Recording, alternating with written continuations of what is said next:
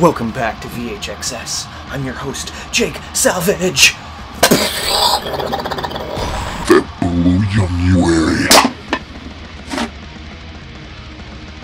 After Blood Fight, Bolo-Yeung would go on to do another Jean-Claude Van Damme movie called Double Impact. Double the Van Dams! After that, Bolo-Yeung had a change of heart and decided to be a good guy in Shootfighter, which I don't have. But I do have the sequel, Shootfighter 2!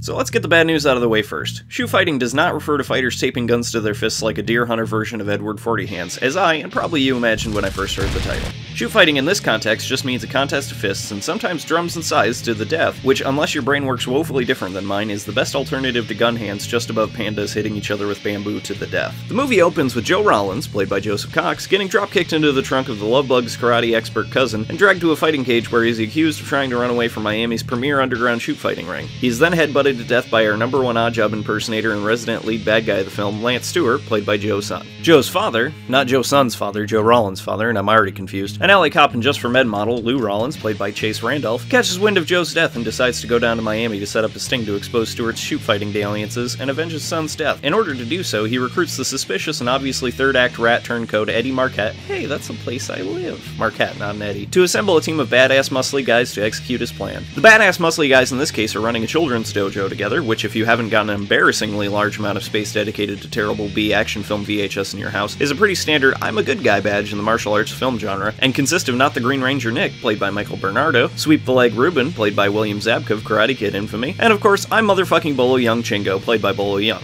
The gang is initially turned off by Lou and Eddie's proposal, shoot fighting? Well, you got the wrong guys. Until Lou brings up Lance's involvement, which makes Chingo go, We go! and Bolo-Yeung's word is always final. When the ragtag crew of B-movie kick-punch-mans lands in Florida, they meet up with Shark, played by Brett Baxter Clark, who shows off his kick-punchmanship, prompting Lou to recruit him as well. We're setting up a sting operation to bust up a shoot fighting ring in Miami, and I sure could use your help. The shoot fighting here now? So there's just gonna be a setup, right? There ain't gonna be any killing. Nobody gets hurt. They all end up in an above-ground club owned by Lance to show off their skills in a strongman competition in the hopes that Lance will recruit them to his underground deathmatch fight. Chingo also goes there and bumps into Lance, prompting a flashback where it is revealed that Chingo and Lance are brothers, and Lance stole their father's money and left for America.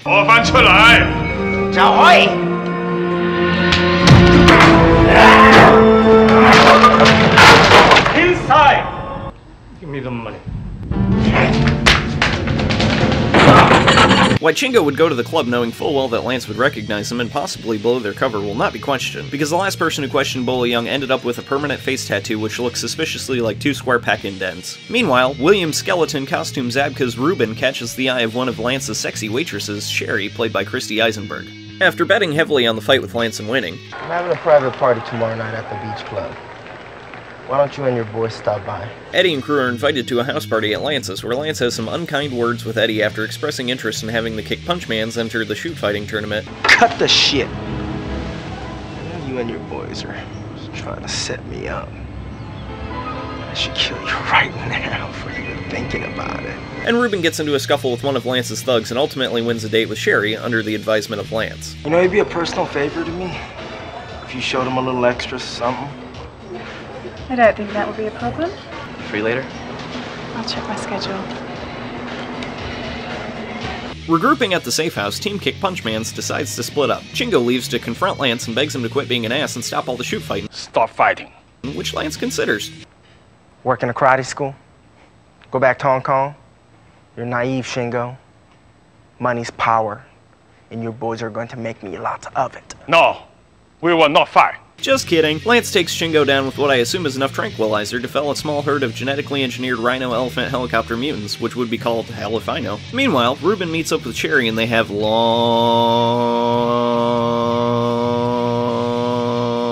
sex. Afterwards, she reveals that Lance put her up to romancing Ruben, but really she actually likes him. See, you told me to be nice to you.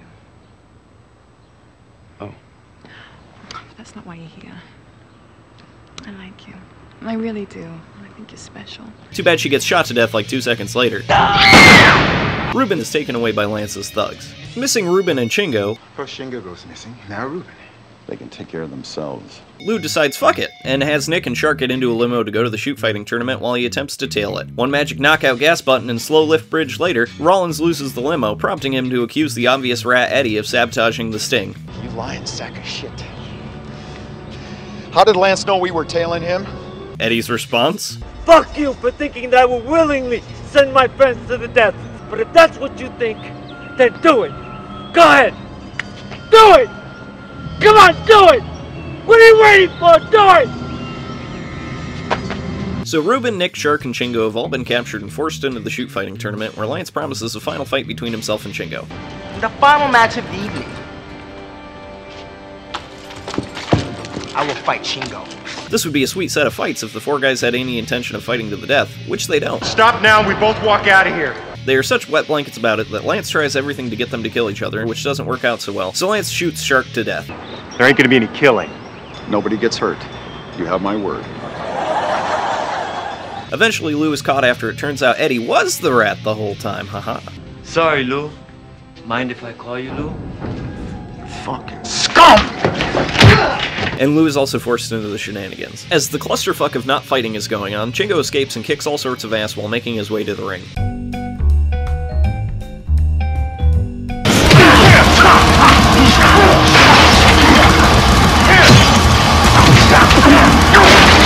After a liberal amount of Mexican standoffs are sprinkled into the chaos, Chingo and Lance finally have their grudge match. This fight is more one-sided than the money your idiot friend in elementary school printed out and tried to spend on Charleston Chews at the 7-Eleven. Chingo beats the shit out of Lance so hard that he ends up playing an odd-job knockoff in Austin Powers.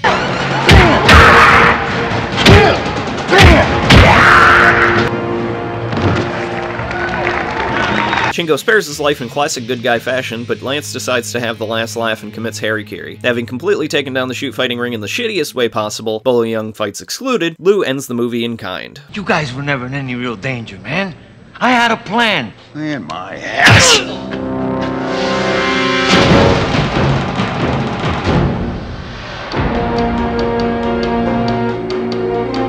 What did I think of Shoot Fighter 2? It was alright. It had some pretty good action beats. A lot of the plot points were very cookie cutter and boilerplate.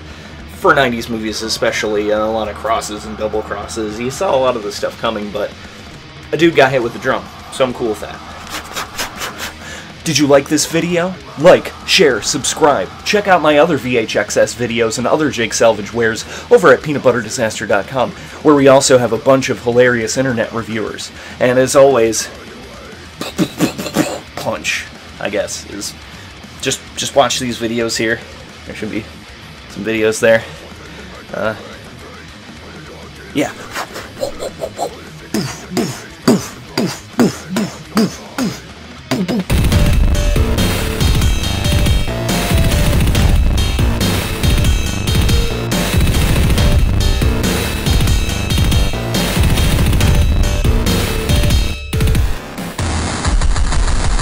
Peanut butter disaster.